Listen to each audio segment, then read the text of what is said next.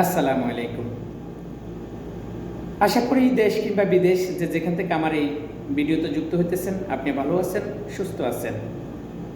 আজকে আমি আব্দুল আজিম সৌদি আরব রিয়াদ থেকে আপনাদের সাথে আছি। বরাবর 3 থেকে 4 মিনিটের কিছু কথা বলবো। এই কথাগুলো এই মুহূর্তে আমাদের সকল প্রবাসীর জন্য খুবই গুরুত্বপূর্ণ।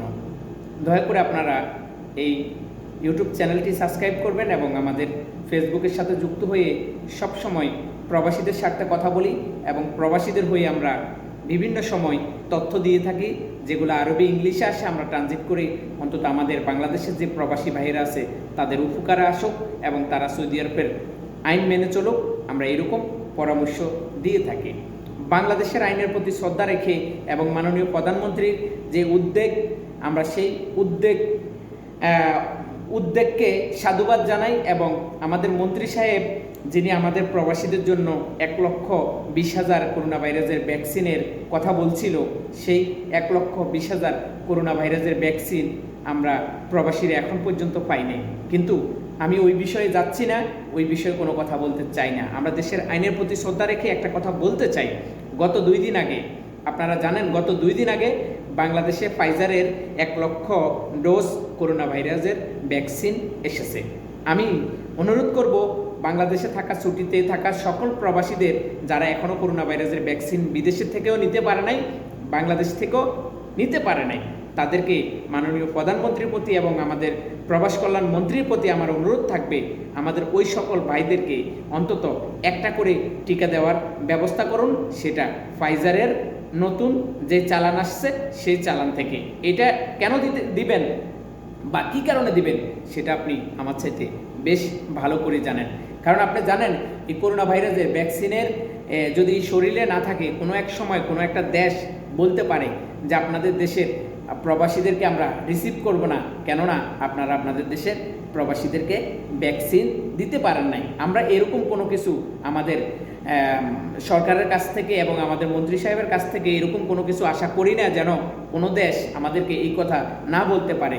আমরা বাংলাদেশের নাগরিক এবং আমরা বাংলাদেশের জন্য অর্থ উপার্জন করি, আমরা বাংলাদেশের চাকাকে অর্থনৈতিক চাকা সচল রাখি। সেজন্য আমাদেরকে কি করতে হবে, সবার আগে অন্তত এই প্রবাসীদেরকে এই ফাইজারের টিকা দেওয়ার অনুরোধ রইল মাননীয় প্রধানমন্ত্রীর কাছে এবং আমাদের মন্ত্রী সাহেবের কাছে। কারণ আপনি চাইলেই কিন্তু এটা সম্ভব। যারা এখন ছুটিতে আছে তাদের শরীরে এবং যারা নতুন করে বিদেশে আসার জন্য রেডি হইতেছে তাদেরকে আপনি জানবেন বিদেশে আসার জন্য কোন যাত্রী রেডি হইতেছে, কোন যাত্রীর ম্যান পাওয়ার হয়েছে, কোন যাত্রীর কি হয়েছে, ফিঙ্গারপ্রিন্ট হয়েছে, স্কুল করতেছে কারিগরিতে।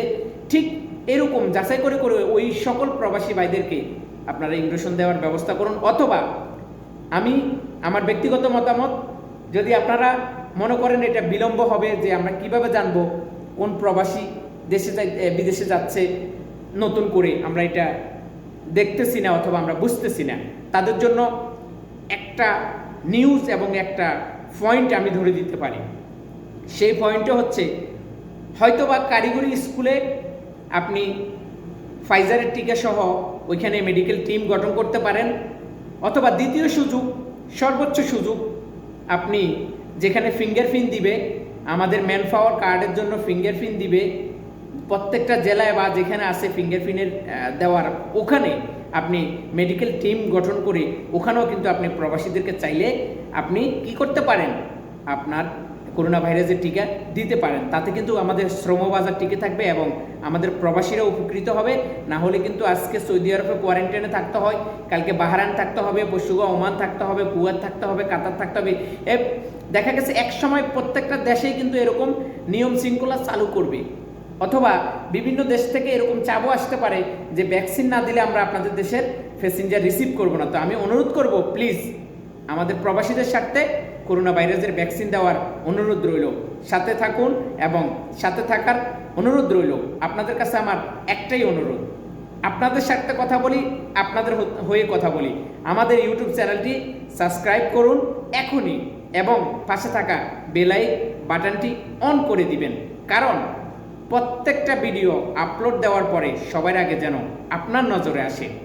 আর আমাদের ফেসবুক পেজ ফলো দিতে ভুলবেন না, কারণ আমরা নিয়মিত প্রবাসীদের হয়ে কথা বলি, প্রবাসীদের লাইভ করি, প্রবাসীদের অসহায় মানুষের পাশে দাঁড়াই, অসহায় মানুষদেরকে সেবা করার জন্যই আমাদের পেজ। ধন্যবাদ সাথে থাকার জন্য। আবারও অনুরোধ করব, প্রবাসী ঐক্য এসে করি বাংলাদেশ এই ফেসবুকের সাথেই থাকুন। ধন্যবাদ সবাইকে, সুস্থ থাকুন।